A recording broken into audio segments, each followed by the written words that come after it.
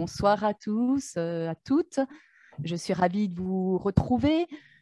Euh, et donc, effectivement, j'avais proposé le sujet à Françoise des métaux lourds parce que ça m'intéressait. J'avais vu des émissions, j'avais lu un petit peu des livres là-dessus. Et puis, surtout, ça m'intéressait personnellement car dans ma vie antérieure, comme j'aime le dire, j'étais chirurgien dentiste. Et donc, j'ai beaucoup travaillé avec des amalgames dentaires qui, vous le savez, contiennent du mercure. Et voilà, et à l'époque où j'ai fait mes études, le mercure, on l'avait dans des flacons, hein, puisqu'il est liquide, et on le versait comme ça sur de la poudre d'argent. On montait ça comme une mayonnaise ou à peu près. Je veux dire, sans aucune protection. À l'époque, il n'y avait pas de masque, il n'y avait pas de gants. Et donc, j'ai dû inhaler de fortes quantités de mercure en travaillant comme ça. Voilà, donc c'était un sujet qui m'intéressait, qui me tenait à cœur. Maintenant, je me suis rendu compte, effectivement, en travaillant un petit peu plus loin, plus en détail, que c'est un sujet, mais d'une complexité et qui va très loin. Donc, il est évident que là, en une heure, je ne peux pas faire le tour de toute la question. Donc, on va en rester à des généralités. On va parler de quelques métaux lourds en particulier. Il est évident qu'il y en a qui ne seront pas cités, que je ne vais pas rentrer dans les détails pour chacun de ces métaux lourds, parce que sinon, on fait une conf sur 3 heures, facile. Donc voilà, donc je resterai plus synthétique. On ne peut malheureusement pas faire autrement en une heure, mais je pense qu'on abordera quand même l'essentiel déjà. Donc, de toute façon, je crois que l'image qui accompagne la présentation est parlante et je pense que tout le monde, de toute façon, actuellement, est au courant. Alors, une étude de Que choisir qui a été faite entre 1900, entre 2016 et ça y est, j'ai le mercure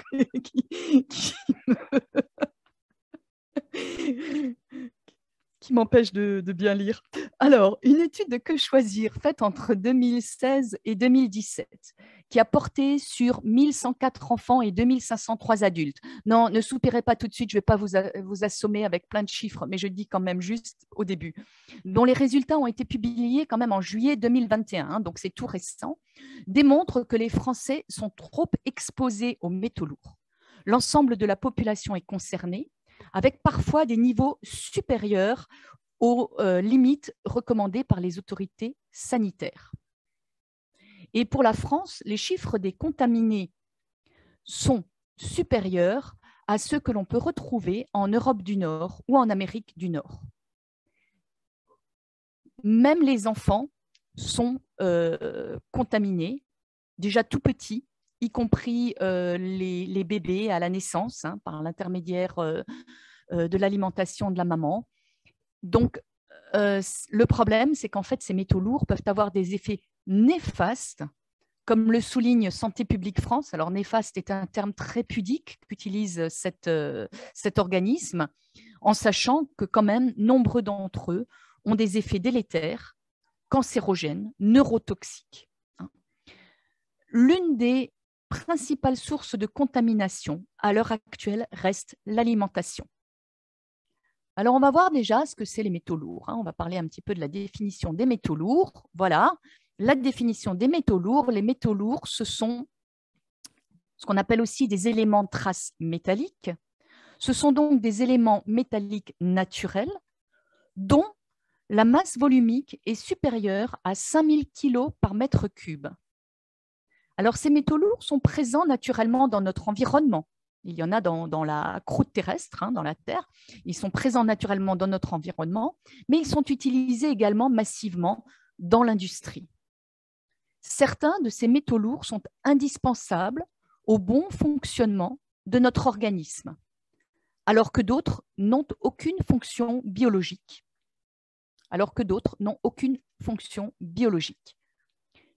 Mais même quand ils sont indispensables, c'est une question de concentration, définir leur toxicité ainsi que leur forme chimique.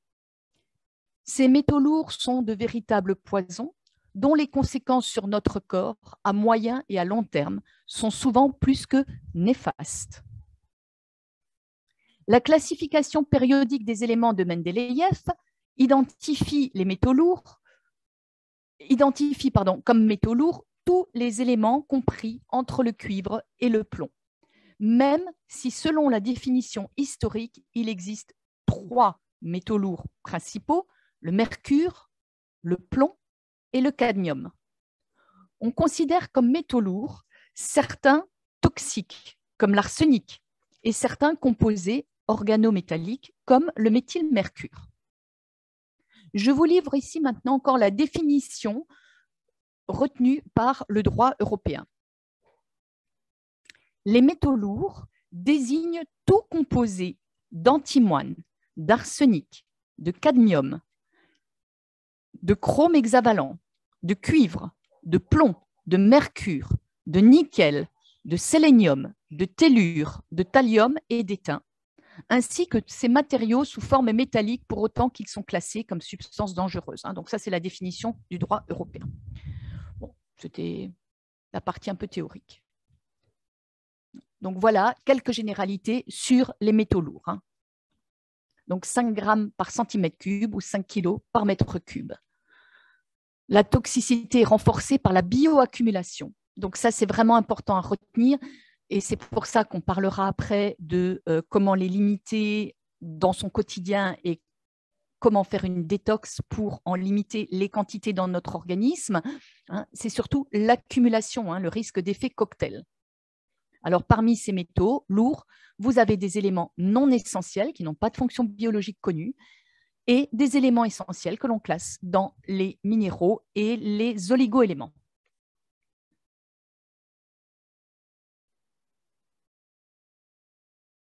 Alors, l'origine des métaux lourds que nous retrouvons dans notre corps. Les métaux lourds sont naturellement présents à l'état de trace dans notre environnement. Mais pour certains, c'est l'activité humaine qui va en augmenter fortement les quantités trouvées. C'est pur ou sous forme d'alliage qu'on les retrouve dans de nombreux matériaux quotidiens. Acier inoxydable, matériaux du bâtiment, munitions, matériaux médicaux, bijouterie, etc. De même, la combustion de matières fossiles solides ou liquides, que ce soit le charbon, le pétrole, rejette dans l'environnement des cendres, des vapeurs, des fumées chargées de particules. Il y a possibilité d'ingestion, d'inhalation ou de passage percutané selon les formes chimiques des métaux lourds. Le plus souvent, ces métaux lourds et leurs dérivés sont émis sous forme de fines particules qui seront transportées par le vent et disséminées dans les sols et milieux aquatiques, ce qui va contaminer la flore et la faune. Et ces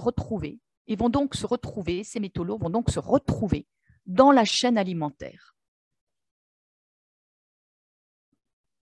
notamment dans les poissons et les produits de la mer, où l'on va trouver, entre autres, du mercure, du cadmium, de l'arsenic, du chrome. Dans les céréales sous diverses formes, que ce soit les céréales du petit déjeuner, et on le verra, c'est notamment là qu'on trouve du cadmium en excès chez les enfants, les céréales du petit déjeuner, les viennoiseries, les pains d'hiver. Comme dit, chez les enfants, les teneurs de cadmium sont préoccupantes et sans doute liées à la consommation des céréales du petit déjeuner issues de l'agriculture conventionnelle, parce que l'agriculture conventionnelle requiert des épandages d'engrais phosphatés riches en cadmium. Les fruits et légumes bio, eux, sont riches en cuivre parce que le cuivre est autorisé comme traitement phytosanitaire en agriculture biologique. Mais d'autres sources sont évoquées également. Le tabac, notamment pour le cadmium, les implants médicaux pour le chrome, le stérilet pour le cuivre, et puis bien sûr les amalgames dentaires. Les vaccins sont également incriminés à plusieurs niveaux, notamment pour l'aluminium, le mercure et les pollutions atmosphériques diverses et variées. J'aurais pu mettre aussi la pollution intérieure. Il n'y a pas que la pollution atmosphérique extérieure, il y a aussi la pollution atmosphérique intérieure venant de nos objets du quotidien.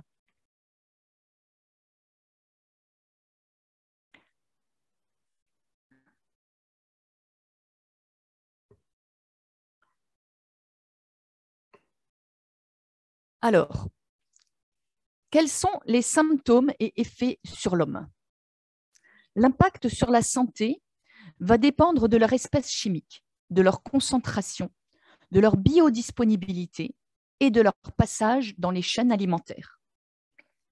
Parmi ces métaux lourds, certains n'ont aucun rôle dans le maintien de l'homéostasie et sont donc systématiquement toxiques. Il s'agit du mercure, du plomb et du cadmium. Et d'autres font partie de ce que l'on appelle les oligo-éléments et sont donc indispensables au bon fonctionnement de l'organisme. Oligo, venant du grec et voulant dire petit, ils sont là sous forme de traces dans notre organisme. Et puis certains sont considérés comme neutres et biocompatibles avec notre corps et peuvent donc être utilisés notamment en médecine, comme le titane et l'or, par exemple. Les métaux lourds contribuent au stress oxydatif responsable du vieillissement de l'organisme en multipliant les radicaux libres. Et vous le savez, pour arrêter les radicaux libres, nous avons besoin d'antioxydants. C'est ce que nous verrons après dans les conseils. Alors, pour les métaux libres, les symptômes sont variables selon la dose et selon surtout aussi le terrain de la personne. Parmi les symptômes les plus fréquents, on va retrouver la fatigue chronique, des maux de tête, des douleurs articulaires et musculaires, des troubles psychiques, irritabilité, dépression, instabilité émotionnelle, des troubles digestifs, diarrhée, vomissements, nausées, des symptômes grippaux, des réactions allergiques, des intolérances alimentaires, des troubles du rythme cardiaque, des troubles du sommeil, etc. Je ne vais pas continuer la liste, elle peut être longue. Vous voyez que ça peut impacter le corps à tout niveau. Toutes sortes de pathologies, de symptômes peuvent être évoqués.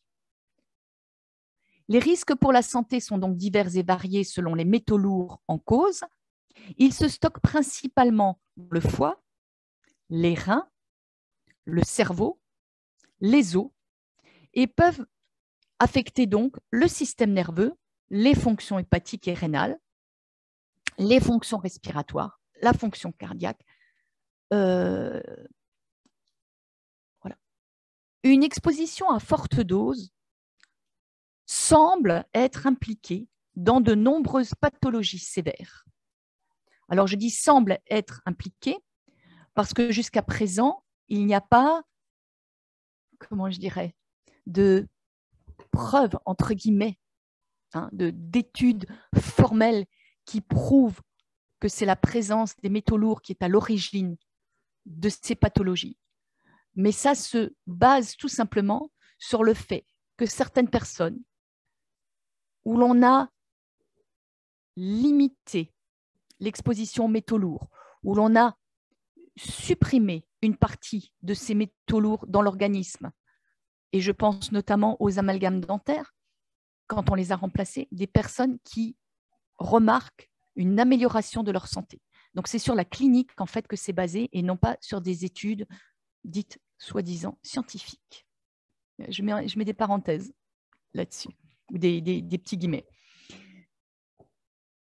Alors, une exposition à forte dose semble donc être impliquée dans des pathologies sévères, dans de nombreuses pathologies sévères, telles que la sclérose en plaques, des maladies neurodégénératives comme Alzheimer ou Parkinson,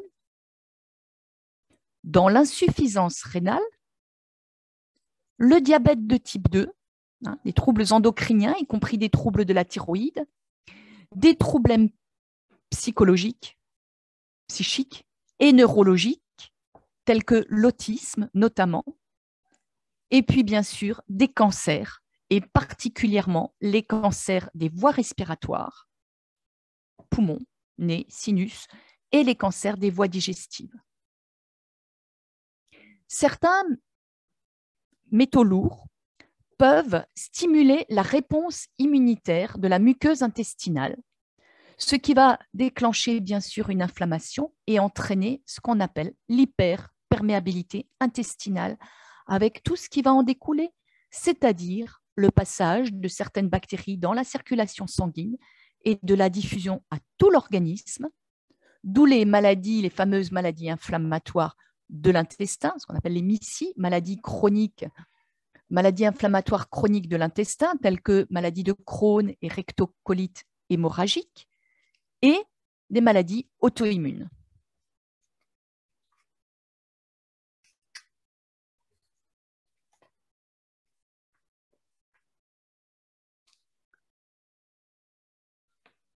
Alors, on va voir un petit peu quelques différents métaux lourds, une revue rapide. Comme je vous ai dit, on ne pourra pas tous les aborder, ce n'est juste pas possible, et non plus les aborder en détail. Donc, vous allez certainement me dire « Ah, mais il y a ça qui n'a pas été dit » ou ça. Effectivement, on ne peut pas tout quantifier en une heure. On va commencer par l'arsenic. L'arsenic est présent naturellement dans notre environnement, mais provient aussi des activités industrielles et agricoles. 100% de la population française est liée à la présence d'arsenic. C'est un cancérogène, cancer du poumon, vessie, foie, tube digestif, mais il peut également entraîner des effets neurologiques, hématologiques, hépatiques, endocriniens, éventuellement on parle de diabète de type 2, et des effets sur le développement du fœtus. Alors, je vous ai mis le riz parce qu'effectivement, la plupart des riz, y compris en bio, peuvent être contaminés par l'arsenic. Alors là, vous avez un tableau qui effectivement montre que le bio est quand même moins contaminé, mais il l'est quand même. Hein, on n'est pas à zéro, il l'est quand même. D'où l'importance pratique de laver son riz au moins 3 fois. Comme faisaient nos grands-mères, elles lavaient leur riz, elles avaient raison. Nous, maintenant, on le met direct dans la casserole, il faut que ça aille vite, etc. Non, pensez à bien laver votre riz. Et vous voyez que le riz complet est plus contaminé que le riz blanc. Voilà. Et ça expliquerait, j'ai lu des articles qui titrait « Le régime sans gluten dangereux pour la santé » et ils y parlaient justement d'accumulation d'arsenic parce que dans le régime sans gluten, les personnes vont remplacer tout ce qui est pâtes à base de farine de blé, notamment par du riz. Ce sont des grands mangeurs de riz souvent. Voilà. Donc, c'était un des articles, plusieurs articles qui traitaient de ce sujet. Ensuite, on a le mercure. Alors, le mercure, on le trouve évidemment pas que dans le poisson. Je vous ai mis le poisson parce qu'on pense tout de suite au poisson. Quand on parle mercure, on le trouve dans les gros poissons, plus concentré que dans les petits poissons. On le trouve dans les coquillages, les crustacés, dans tous les produits de la mer d'ailleurs, de toute façon, et bien sûr dans les amalgames dentaires. Alors, c'est un neurotoxique avec effet délétère sur le système nerveux du fœtus et cancérogène possible, surtout pour le cancer du rein. Donc, ce qu'il faut retenir, c'est que plus le poisson est grand, plus il va être concentré en mercure. Donc, il vaut mieux manger plutôt des petits poissons que des gros poissons qui sont en fin de chaîne alimentaire. Et il faut limiter la consommation. Il faut limiter la consommation de poissons. Alors, les autorités de santé en France actuellement conseillent encore 2 portions par semaine. Conseillent encore 2 portions de poisson par semaine en disant que c'est là qu'on trouve les oméga 3 et de la vitamine D. Alors, la vitamine D, je pense qu'on peut vraiment la trouver ailleurs. Ce n'est pas au niveau du poisson qu'elle est la plus intéressante, à mon avis. Ce n'est qu'une toute petite part de la vitamine D de notre corps. Il est plus intéressant de la synthétiser au soleil. Et quand il n'y a pas de soleil, comme c'est le cas maintenant en Alsace, c'est de se complémenter. Et les oméga 3, c'est pareil, on peut les trouver en végétal, hein, dans les fameuses huiles de colza, lin, noix, chanvre. Sinon, on peut prendre des compléments alimentaires si on a besoin, parce que théoriquement, ils ont été vérifiés au niveau de la teneur en métaux lourds. Voilà. Donc voilà pour le mercure. Et puis pour les amalgames, on verra après, il vaut mieux ne pas en avoir. Et si on en a, essayez de trouver une autre solution. On a ensuite le cadmium. Alors, le cadmium, 100% de la population est exposée, dont la moitié dépasse le seuil limite fixé par les autorités de santé. On en trouve partout, puisque on le trouve dans les engrais phosphatés qui sont utilisés en agriculture conventionnelle. On en trouve dans la cigarette, dans les poissons, dans toutes les céréales. Et c'est pour ça que les enfants qui consomment énormément de céréales au petit déjeuner, c'est le petit déjeuner classique du français, sinon c'est les tartines de pain, voire les viennoiseries, eh bien, il y a du cadmium quand c'est en agriculture conventionnelle. C'est un cancérogène probable, il est mutagène et reprotoxique possible. Le chrome que l'on va retrouver dans les poissons, dans le pain, dans les produits de panification, dans les implants médicaux métalliques, et que l'on va surtout trouver comme polluant au niveau des industries de tannerie. Hein, tannerie, le travail du cuir, hein, c'est la photo, l'illustration qui est là. Hein. En Inde, voilà, c'est une tannerie en Inde, là, sur l'illustration. Eh bien, c'est terrible. C'est vraiment une maladie professionnelle, l'exposition au chrome. C'est un cancérogène pour les cancers. Il va induire les cancers du poumon, du nez, du sinus. C'est un mutagène et un reprotoxique probable.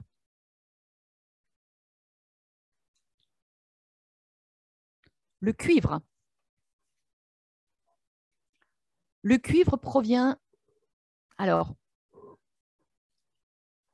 je vous ai mis des illustrations qui ne correspondent pas tout à fait au texte, mais effectivement, c'est parce que ça m'a fait plaisir de mettre ça. Le cuivre, vous en trouvez dans le tabac, vous en trouvez dans les fruits et légumes bio, puisque comme je vous le disais, c'est un trait qui est autorisé en agriculture biologique. Donc, on trouve des taux de cuivre assez importants chez les personnes qui ne consomment que du bio et qui, en pensant que c'est bio, ne lavent pas leurs fruits et leurs légumes. Alors, le cuivre entraîne une toxicité cellulaire, il est génotoxique, donc il entraîne des lésions de l'ADN. Alors, bien sûr, on en trouve encore ailleurs.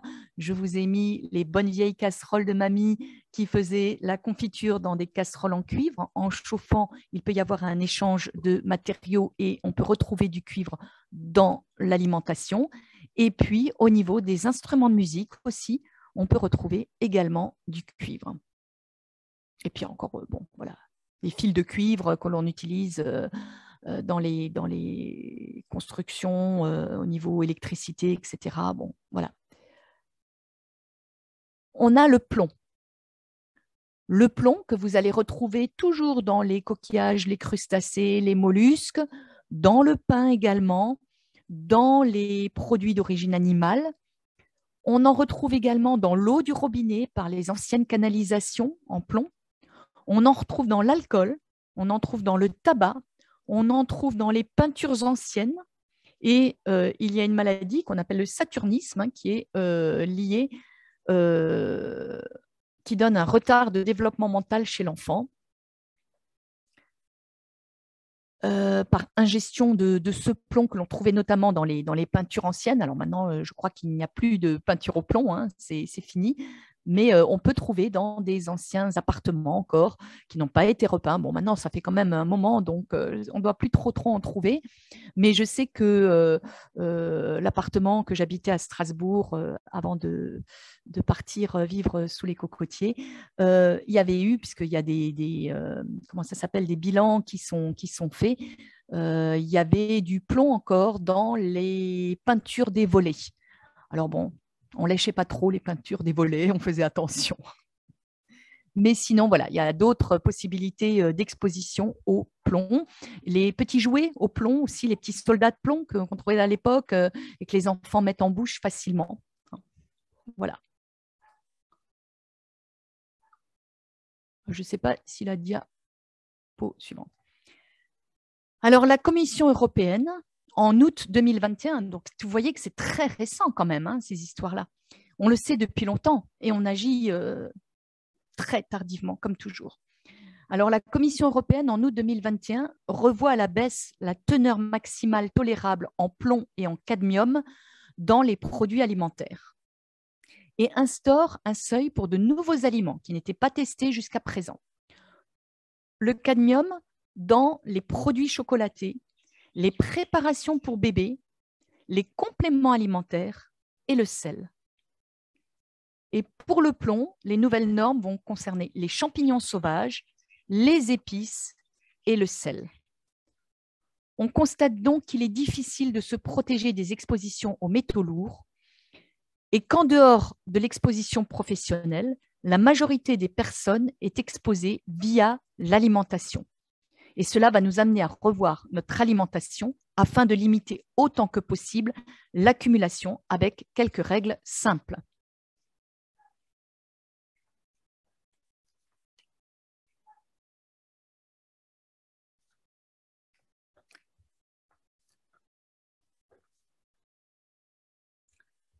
Alors, comment évaluer la présence des métaux lourds dans notre organisme et s'en débarrasser?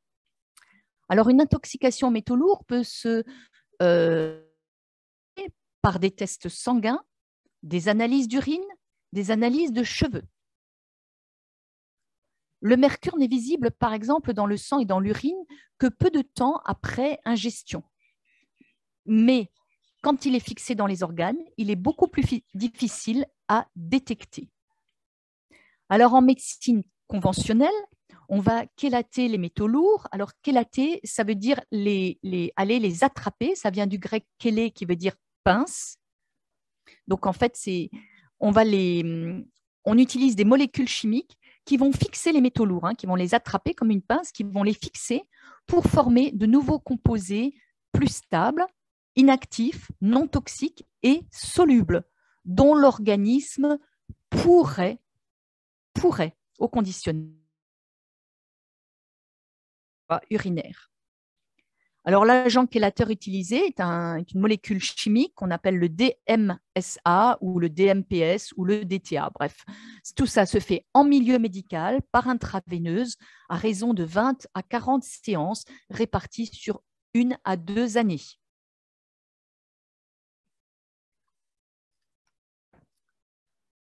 En naturopathie, on peut penser à détecter les métaux lourds à l'aide d'un appareil qui s'appelle l'oligoscan, qui utilise en technique la spectrophotométrie, donc qui va mesurer l'absorption, la densité optique d'une substance chimique et qui permet de voir ce qui se passe dans les tissus et permet donc de vérifier les minéraux, les métaux lourds et le stress oxydatif.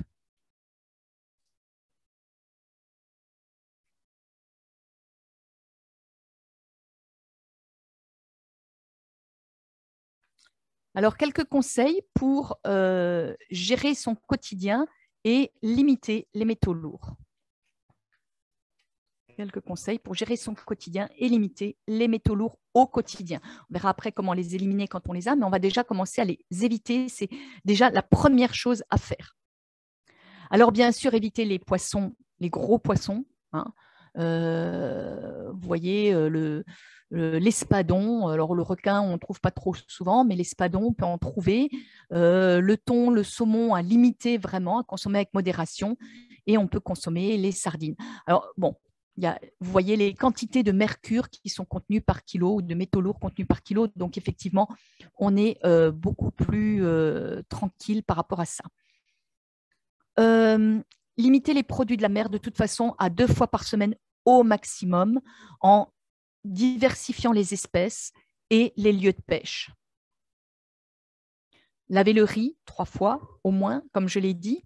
Manger bio parce que dans la balance bénéfice-risque, c'est quand même ce qui l'emporte plutôt que de légumes et fruits issus de l'agriculture conventionnelle où il y a ces fameuses boues d'épandage riches en métaux lourds. Donc, il est important de varier l'alimentation, de limiter les produits transformés qui peuvent être contaminés, notamment les épices. Les épices sont très souvent contaminées. Même les sachets de thé, le thé que vous achetez en sachet, on a trouvé des traces de mercure, des traces d'arsenic, y compris dans les sachets de thé bio. Donc voilà, essayez vraiment de limiter l'alimentation transformée. Ne jamais cuire, alors je crois que j'ai mis l'illustration après, ne jamais cuire des papillotes dans du papier alu. C'est un neurotoxique, l'aluminium, donc ne jamais cuire dans des papillotes en papier alu. Au niveau des boissons, attention à l'eau du robinet, vérifier les canalisations qui peuvent encore être en plomb, filtrer son eau de robinet parce que les mairies utilisent encore des sels d'aluminium pour clarifier l'eau du robinet, limiter les eaux en bouteille, notamment quand elles sont faites avec du PET qui contient de l'antimoine.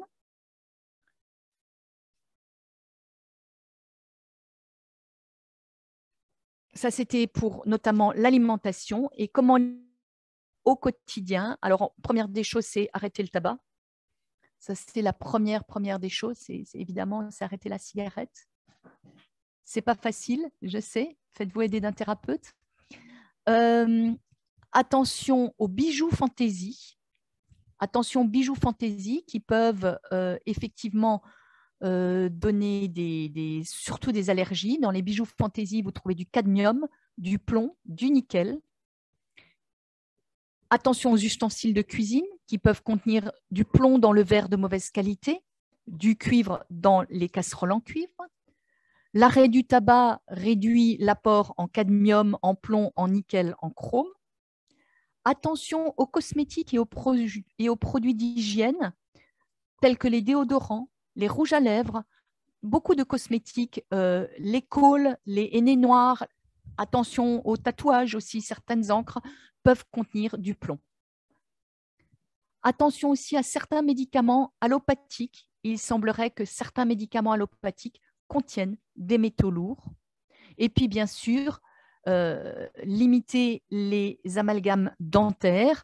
Alors, le mieux, c'est d'éviter d'avoir des caries. Hein, c'est la prévention, comme toujours.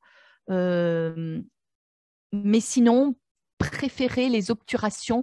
Alors, actuellement, enfin depuis un moment quand même déjà, on utilise ce qu'on appelle des composites, des résines. Alors au départ, il y a eu le problème des bisphénols A, donc maintenant les résines sont garanties sans bisphénol A. Alors, vous avez un autre bisphénol dedans et peut-être que dans 5 ans ou dans 10 ans ou 20 ans, on vous dira qu'il est aussi cancérogène.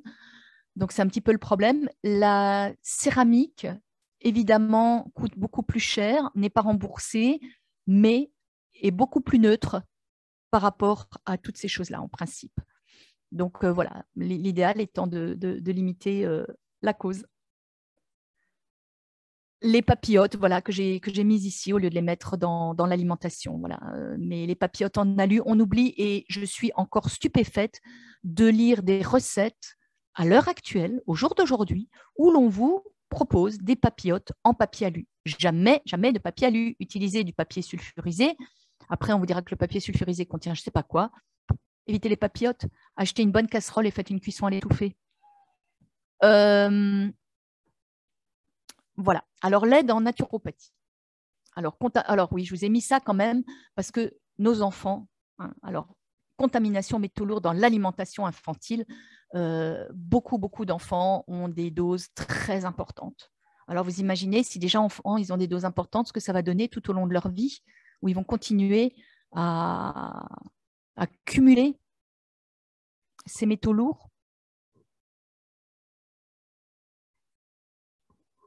Alors, l'aide en naturopathie. Alors, l'aide en naturopathie, eh bien, évidemment, c'est tout d'abord, comme toujours, l'alimentation. L'alimentation, de préférence bio, on l'a vu, riche en antioxydants, puisque je l'ai dit au départ, les métaux lourds vont favoriser la formation de radicaux libres dans notre organisme. Et pour lutter contre les radicaux libres, on a besoin d'antioxydants. Les antioxydants, vous allez les trouver dans les fruits, dans les légumes colorés. Alors, nous fabriquons nous-mêmes des antioxydants, la superoxydismutase notamment et le glutathion, dont on parle beaucoup, la glutathion peroxydase. Ce sont des enzymes qui vont permettre justement des transformations chimiques de ces molécules instables que sont les radicaux libres par oxydation. Mais nous les fabriquons. Le problème c'est que nous en fabriquons une certaine quantité qui est prévue pour répondre à une certaine quantité de radicaux libres. Or, avec la vie que nous avons actuellement, l'environnement dans lequel nous évoluons, nous apportons de plus en plus de radicaux libres à notre organisme et donc il va falloir le soutenir par les antioxydants de l'extérieur, c'est-à-dire absorbés par la nourriture. Alors, on a effectivement tous les fruits et légumes colorés. On pensera également aussi à l'ail, qui va aussi soutenir le travail du foie par le côté soufre. Le gingembre et le curcuma, qui sont de très bons antioxydants. Comme je disais l'ail, j'avais rajouté l'ail des ours, puisqu'on le trouve chez nous en Alsace au printemps, donc qui est un excellent détoxifiant de l'organisme. Donc voilà, on va vraiment essayer d'adapter une alimentation riche en antioxydants. On pensera au brocoli aussi, qui, pareil, contient un dérivé soufré, les fameux sulforaphanes, qui font partie des glucosinolates, qui sont ces antioxydants soufrés qui vraiment ont un intérêt au niveau de l'alimentation.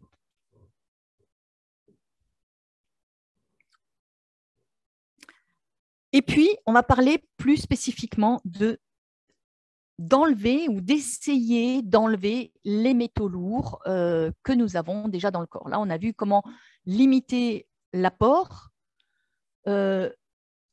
comment contrecarrer l'apport immédiat tant qu'ils sont encore en circulation dans l'organisme. Après, comment est-ce qu'on va agir?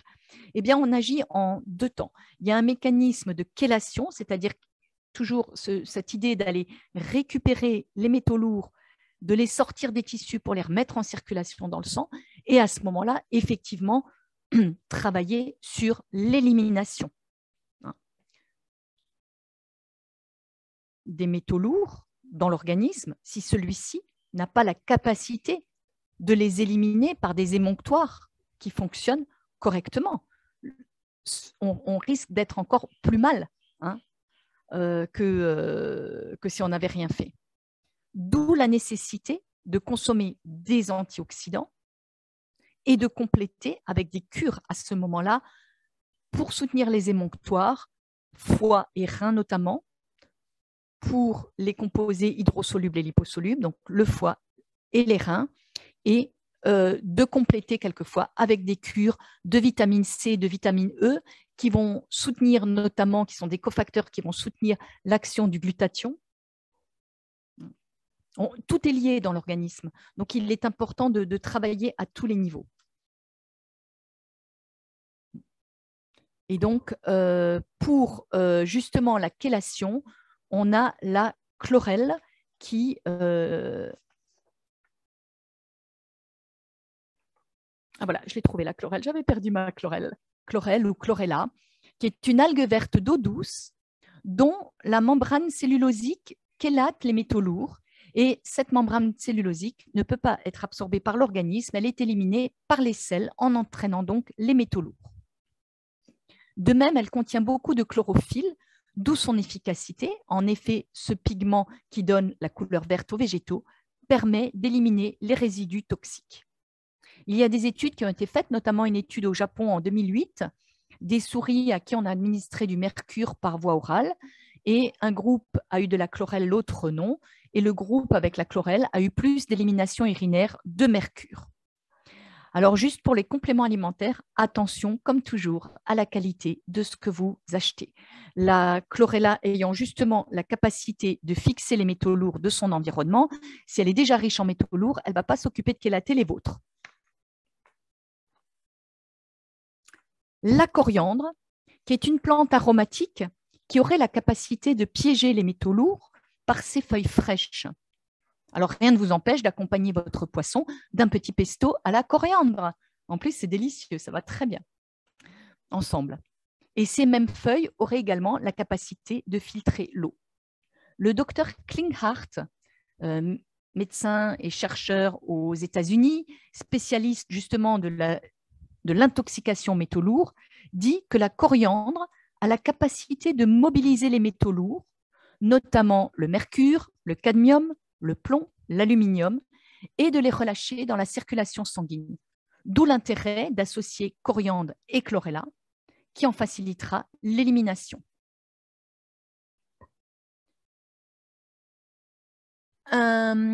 On peut continuer comme ça. Je vous ai beaucoup parlé donc, de chlorella et de coriandre parce que ce sont les deux produits en phyto que l'on retrouve le plus souvent cités. Vous avez aussi l'acide d'alpha-lipoïque qui est intéressant. C'est un antioxydant universel. C'est un acide aminé soufré que l'on va retrouver dans toutes les cellules et qui a un rôle clé dans la production d'énergie. Et comme il est à la fois hydrosoluble et liposoluble, il va agir dans les deux milieux, à la fois dans les tissus gras et dans les tissus aqueux, et donc neutraliser les radicaux libres dans ces deux tissus. Il piège également les métaux lourds tels que l'arsenic, le cadmium et le mercure. Donc voilà les aides que l'on peut avoir avec la naturopathie. Et puis, on va évidemment, comme toujours, terminer avec des produits spécifiques, puisqu'évidemment, l'alimentation, c'est intéressant. Évidemment, de manger un petit pesto de coriandre ou d'assaisonner sa salade avec beaucoup de feuilles de coriandre quand on mange du poisson, c'est très intéressant. Mais si on est intoxiqué, ça ne suffit peut-être pas. Alors effectivement, on a besoin de soutien. On a besoin de soutien du foie, on a besoin d'un soutien rénal. Comme dit, il faut que les deux émonctoires fonctionnent correctement. Et après, on le verra, le laboratoire Soria a un produit spécifique, propose un complément alimentaire spécifique pour détoxiquer des métaux lourds. Alors, au niveau du soutien du foie, on pourra penser à plusieurs choses. On a déjà le desmodium en extrait fluide qui est très intéressant puisqu'il va effectivement soutenir le foie dans son travail et surtout le protéger. Et c'est ce qu'on utilise notamment quand il y a des grosses fatigues du foie. Hein, toutes les hépatites, quelle que soit l'origine, le desmodium est un très bon conseil d'alimentation. Donc, de complément alimentaire. Je ne reviens pas sur peut-être la posologie. Les extraits fluides, c'est 3 fois 1 millilitre par jour. Pour le desmodium, on va de préférence le prendre le soir au coucher parce que je rappelle que le foie travaille la nuit essentiellement. Donc, c'est important d'avoir ce soutien le soir au coucher. Et au chardon-marie, bien sûr, autre grande plante du foie, hein, qui intervient aussi dans les hépatites et qui va effectivement, qui est également un hépatoprotecteur et un anti-hépatotoxique. Donc c'est pareil, on va le prendre le soir au coucher, puisque le foie, ça n'a pas changé depuis avant, il travaille toujours la nuit. Vous avez là des produits. Alors, l'avantage de l'extrait fluide, c'est que vous retrouvez, si mes souvenirs sont bons, sinon Françoise me reprendra, 97%, je crois, des principes actifs de la plante. Donc, on a quelque chose de très intéressant puisqu'on retrouve le totem. Ça, c'est toujours très intéressant.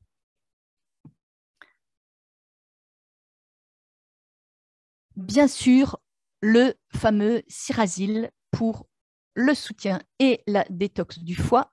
Alors, le nouveau Cirasil Plus, qui contient du desmodium. Cette fois-ci, on n'avait pas ça dans l'ancienne formule. Donc, on a du radis noir, on a de l'artichaut, on a du chardon-marie, qui sont les 3 grandes plantes phares du soutien du foie, à la fois avec des actions cholagogues et cholérétiques, donc qui vont stimuler la sécrétion de bile et qui vont activer la libération de la bile par la vésicule biliaire. Et donc, un soutien formidable au niveau du foie, détox du foie à faire même sans métaux lourds, je le rappelle, au printemps, à l'automne, au changement de saison ou bien en cas de soucis de santé, de prise de médicaments allopathiques. Voilà, c'est vraiment, je dirais, la base de la santé, de travailler avec un foie capable d'assurer ses fonctions. Et donc là, c'est pareil, le Cirasil se prend le soir au coucher. Et c'est une cure de 15 jours avec un petit peu d'eau. On avale ça le soir au coucher et on aide son foie à travailler correctement. On peut penser à un drainage hépato-rénal, donc il va travailler à la fois sur le foie et sur le rein. Donc, c'est le Drainalymph qui combine des plantes du foie, des plantes du rein, et donc qui peut être intéressant. Et alors là, ce qui est intéressant, en fait, c'est que c'est à boire tout au long de la journée. Donc, on peut très bien utiliser un nettoyage du foie le soir et compléter avec un Drainalymph dans la journée pour faciliter le travail.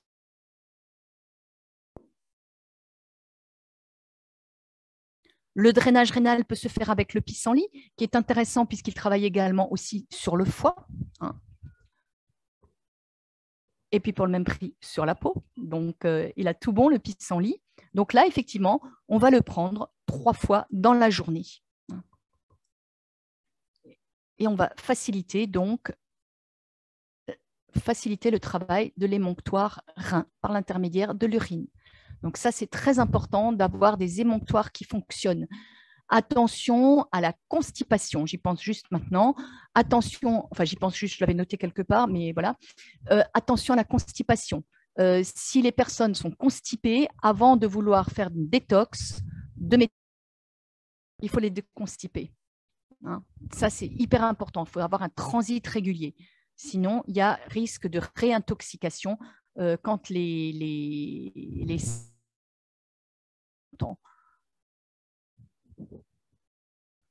Je vous parlais des antioxydants. Alors, bien sûr, je vous ai parlé de l'alimentation. L'alimentation est nécessaire pour trouver des antioxydants. Maintenant, tout dépend de votre alimentation. Alors, d'une part, les fruits et légumes actuels sont moins riches en micronutrition que les fruits et légumes que l'on trouvait du temps de nos parents et de nos grands-parents.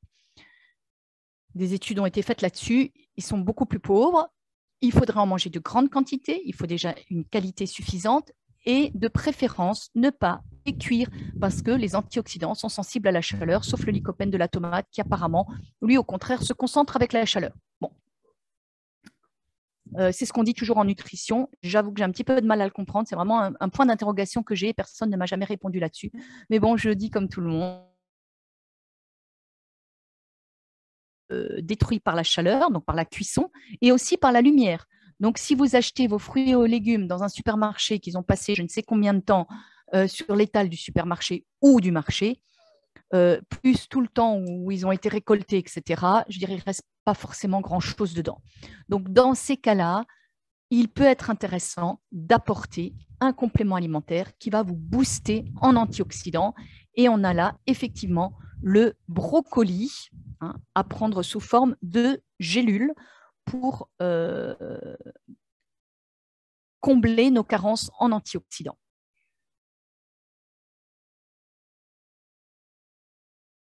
Et puis on arrive au clou du spectacle, le métallope qui est spécifique de la chélation des métaux lourds. Vous y retrouvez de la coriandre et de la chlorelle, lipoïque. Vous trouvez de la vitamine C. Vous trouvez une forme de sélénium, des sels de magnésium. Alors, le sélénium va soutenir notre antioxydant naturel, la superoxyde dismutase, le glutathion, pardon, excusez-moi. Le sélénium va soutenir le glutathion, qui est notre antioxydant endogène que nous fabriquons. Donc, il est intéressant, effectivement, et le magnésium intervient également dans de nombreuses réactions enzymatiques. Et voilà. Donc, on a là un complément alimentaire qui regroupe vraiment des produits actifs pour mettre toutes les chances de notre côté de récupérer des métaux lourds.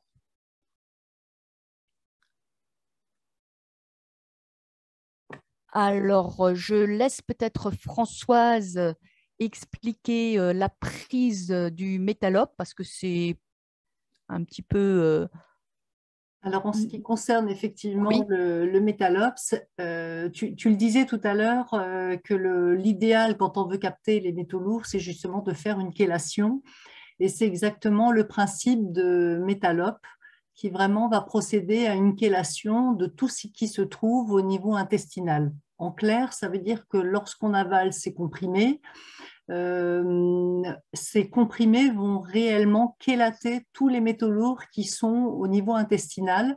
Ça veut dire qu'ils vont capter tous les métaux lourds qui sont dans les intestins et à la sortie, le comprimé paraît intact. On a d'ailleurs eu des questions à ce sujet-là parce que les personnes me disaient j'ai l'impression que ça ne marche pas, mes comprimés sont ressortis tels quels. En fait, non, les comprimés ont réellement chélaté tous les métaux lourds qu'il pouvait y avoir au niveau intestinal.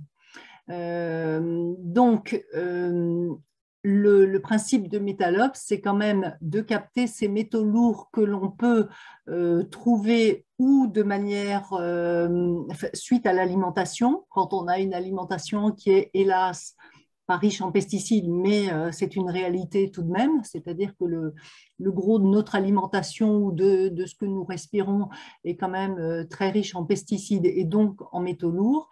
Donc, tous ces métaux qui transitent au niveau intestinal seront chélatés au fur et à mesure. On sait également que lorsqu'il y a des cures minceurs, c'est pour ça que j'ai spécifié sur le texte, lorsque l'on procède à entre guillemets un régime, ce qui se passe, c'est que la plupart des adipocytes vont relarguer dans la circulation générale les métaux lourds et ensuite vont repasser au niveau intestinal. Donc, dès le moment où ces métaux lourds sont remis en circulation et se retrouvent au niveau intestinal, on a la possibilité de les chélater. D'où l'intérêt d'avoir ce complexe-là. Là où le problème se pose et où c'est beaucoup plus difficile, et c'est ce que tu disais en préambule, c'est lorsqu'on a des métaux lourds qui sont déjà stockés dans des organes. Là, c'est toujours beaucoup plus compliqué de les faire sortir. Dans tous les cas, il est important d'avoir des plantes telles que tu le citais, le desmodium, le chardon-marie, qui eux peuvent agir au niveau de certains organes, que ce soit les reins ou alors le foie, puisque déjà on va pouvoir protéger ces organes, mais on remet aussi en circulation, on détoxifie. Donc, indirectement, on remet en circulation ces métaux lourds, mais le principe de métallope, c'est vraiment de procéder à cette chélation. Donc, la dose, c'est 2 comprimés 20 minutes avant le petit déjeuner et le repas du soir, et de faire ces cures de manière quand même assez régulière, puisqu'on sait qu'on est sujet à ces intoxications aux métaux lourds tout au long de l'année. Donc, ce serait important de faire ces cures plusieurs fois dans l'année et de l'accompagner avec ces drainages, que ce soit avec Drainalimp ou avec du pissenlit pour faciliter l'élimination. Alors, il y a une autre algue dont, quand on a travaillé sur le PowerPoint, je n'ai même pas pensé à le rajouter. Et tout à l'heure, quand tu as parlé, ça me paraissait évident. Il y a également la spiruline, qui est également une algue d'eau douce, qui a également cette capacité à capter les métaux lourds. Et là aussi, j'émettrai la même remarque que tu as exprimée pour la chlorelle, c'est qu'aujourd'hui, on trouve sur le marché énormément de spiruline de qualité très, très diverses et que la spiruline, tout simplement, la plupart du temps, elle est élevée dans des bassins et tout dépend de la qualité de l'eau du bassin. Si c'est une eau qui est déjà chargée en métaux lourds, c'est évident que la spiruline sera très, très riche déjà au départ en métaux lourds, alors que c'est ce qu'on cherche justement à éviter. Donc, je le précise parce que nous avons eu un contrôle il y a un an sur notre qualité de spiruline, puisque nous avons de la spiruline en comprimé, et que les analyses qui en sont sorties, puisque c'est la DGCCRF qui a fait les prélèvements, et elle nous a confirmé que la qualité de notre spiruline était assez exceptionnelle. Et justement, ce qu'ils cherchaient à vérifier, c'était justement la teneur en métaux lourds. Donc, en ce qui concerne la spiruline que nous commercialisons, elle est de très grande qualité parce que chez Soria, nous avons une eau de très grande qualité puisque c'est le fleuve Douro qu'on retrouve ensuite au Portugal, le Douro, mais qui prend sa source juste au-dessus de Soria. Et donc, nous avons une qualité d'eau qui est utilisée pour l'ensemble de nos produits et de nos extractions, une eau de très grande qualité et qui ne contient pas de métaux lourds. Donc, je voulais le préciser parce que justement, les bassins de spiruline bénéficient de cette grande qualité d'eau. Voilà un petit peu pour ce rajout dont pardon, je voulais vous faire part. J'ai vu qu'il y a eu un certain nombre de questions, donc je vais te laisser y répondre si tu as la réponse ou j'y répondrai selon. Nous n'avons pas la science infuse, il y a peut-être des questions sur lesquelles on sera un petit peu moins inspiré. Il y a une question, mais c'est vrai que c'est du bon sens finalement. Quelqu'un qui demandait, et les gourdes en cuivre, qu'en est-il? Est-ce que c'est dangereux pour la santé? De même, les bracelets que l'on met souvent autour du poignet pour limiter toutes les douleurs articulaires. C'est vrai que ces deux éléments, gourde ou bracelet, contiennent beaucoup de cuivre. Je ne sais pas ce que toi tu en penses sur le fait de les utiliser au quotidien et de manière récurrente. Je te donnerai mon avis aussi tout à l'heure. Voilà. D'accord. Alors, effectivement, je suis un peu mitigée par rapport à ces utilisations quotidiennes. Alors, les gourdes en cuivre, je ne connais pas. Hein. Moi, je connaissais les gourdes en inox. Il semblerait que l'acier inoxydable, quand c'est du 18-10, il n'y ait pas de transmission, de risque de transmission de métaux qui forment cet alliage d'inox, pas de risque de contamination par rapport à la nourriture ou à la boisson contenue. Gourde en cuivre, je serais un petit peu moins partante. Et puis les fameux bracelets en cuivre, je ne sais pas, là, il faut chercher le bénéfice-risque. Si effectivement le bénéfice est important et que les autres sources en cuivre le sont moins, est-ce qu'il y a un risque?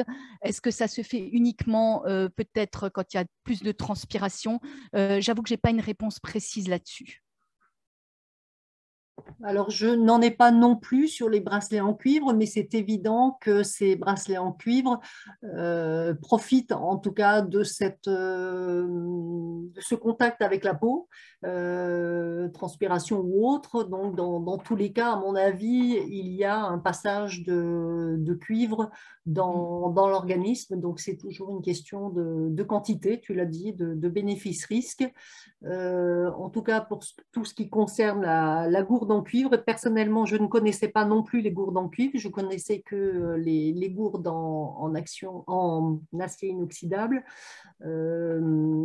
Voilà. Personnellement, je dirais qu'il vaut mieux, il existe aujourd'hui des gourdes en verre, de même que revenons tout simplement aux bouteilles de verre. Ça me semble ce qu'il y a le plus neutre, avec, bien sûr, c'est un petit peu plus fragile, mais tant qu'à faire, l'idéal, c'est quand même d'utiliser du verre et de limiter les expositions à d'autres métaux. Alors, en se rappelant que le verre doit être de bonne qualité, parce qu'un verre de mauvaise qualité, on trouve du plomb dedans. Oui, alors tout à l'heure, tu parlais du plomb dans les canalisations. Il y a une nouvelle réglementation qui est en train de passer, d'ailleurs, puisqu'on parle souvent du cristal. Le cristal a une teneur ce qui différencie le verre du cristal, c'est justement la teneur en plomb. Et une nouvelle réglementation est en train de passer pour tous les cristalliers. Ils vont devoir supprimer une grosse partie de leur teneur en plomb. C'est ce qui faisait d'ailleurs la qualité exceptionnelle du cristal. Et malgré ça, il va falloir qu'ils reviennent à des normes inférieures de plomb. Aussi, justement, pour cette teneur qui posait souci, même dans des verres en cristal. D'accord. Ok, c'est Alors, il y intéressant. a une question sur qu'est-ce qu'il existe aujourd'hui comme système de filtration de l'eau, puisque l'eau du robinet est problématique. À ma connaissance, aujourd'hui, je suis désolée, mais l'atout est bien là encore. En ce qui concerne la filtration de l'eau, à ma connaissance, le plus performant aujourd'hui, c'est l'osmose inversée, qui est le plus performant et qui permet d'aller le plus loin possible avec des filtres de l'ordre du micron. C'est des systèmes qui restent assez chers, qui nécessitent aussi régulièrement de changer des filtres. C'est des systèmes qui se branchent directement sur le robinet, enfin en dessous du robinet. Ce qui est toujours un petit peu dommage avec ces systèmes-là, c'est que pour récupérer 1 litre d'eau correcte, il va falloir filtrer, il va falloir perdre 3 litres d'eau, qui entraînera justement tous ces métaux lourds, entre autres. Oui, alors Euh, excuse-moi Françoise, oui, pour la filtration de l'eau, pour les personnes qui n'ont pas, qui ne sont, parce que l'osmose, c'est pratiquement quand on est chez soi propriétaire, parce que oui. ça demande quand même une installation et un coût. Pour les personnes qui ne peuvent pas, il existe quand même déjà des filtres moins chers et intéressants avec des cartouches en céramique, avec du charbon, de la céramique, du charbon de bois, de la céramique, et qui filtrent quand même déjà pas mal de choses. Hein. Ce n'est pas aussi performant que l'osmose, mais c'est déjà pas mal. D'après leurs critères, on arrive quand même à éliminer déjà pas mal de choses. Alors, on me pose la question pour Berquet, qu'en pensez-vous? Alors, je ne connais pas Alors, spécifiquement Berquet, oui, peut-être que toi tu connais. oui, Berkey est vraiment là, la Rolls-Royce, entre guillemets, de la filtration autre que par osmose. C'est ce qui est recommandé dans les pays où l'eau n'est pas potable, etc. C'est effectivement quelque chose de très intéressant. C'est une filtration par gravitation, ça passe par différentes couches de filtres, différents filtres, et effectivement, l'investissement est moins onéreux que l'osmose. L'entretien est moins compliqué aussi.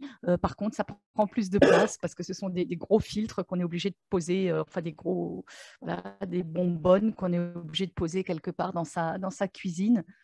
Et voilà, mais effectivement, Berkey est très intéressant. Doulton, qui est une marque qui fait des filtres à eau, est très intéressant aussi. Voilà, il y a moyen vraiment de trouver des filtres à eau intéressants. Et Mhm. surtout, ce que je voulais dire pour l'osmose, ce qu'il faut ne pas oublier, c'est une fois qu'on a récupéré son eau, c'est de la reminéraliser quand même un petit peu, de la revivifier, puisque l'eau obtenue par osmose est une eau morte. Et l'eau n'est pas qu'une question d'eau, c'est aussi une question de vibration. Donc, il est important de la redynamiser, de la revivifier. Tout à fait, tu as raison. Tout à l'heure, on parlait du cuivre. Il y a eu une remarque sur, bien sûr, les confitures où nos grands-mères faisaient leurs Mm. confitures dans les grandes bassines en cuivre. J'ai toujours entendu que c'est justement cette présence en cuivre qui rendait les Ouais. confitures meilleures, ou en tout cas qu'elles prenaient mieux. Après, les confitures, on ne va pas en faire tous les jours, donc à mon avis, il y a un petit peu moins de risques, mais il y a toujours une partie du cuivre qui peut passer dans ces bonnes confitures. Oui, tout à fait. C'est vrai que les casseroles en cuivre sont tout à fait déconseillées à l'heure actuelle. Hein. Oui. Alors après, ce qu'il faut dire aussi, c'est que nos grands-mères, elles avaient leurs casseroles en cuivre, mais elles avaient moins de pollution extérieure aussi. hein. C'est toujours une question de quantité. C'est-à-dire que nous, je veux dire, elles avaient des fruits et légumes qui étaient plus intéressants que les nôtres. Voilà, qui étaient moins pesticidés. Elles avaient, voilà, il y avait. C'est toujours une question de quantité en fait, hein. Ce qu'il faut éviter, c'est le cocktail avec des métaux lourds qui viennent de partout.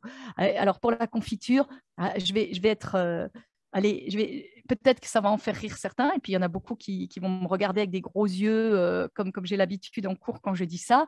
De toute façon, la confiture, vous pouvez l'oublier, hein. Ça ne sert à rien la confiture.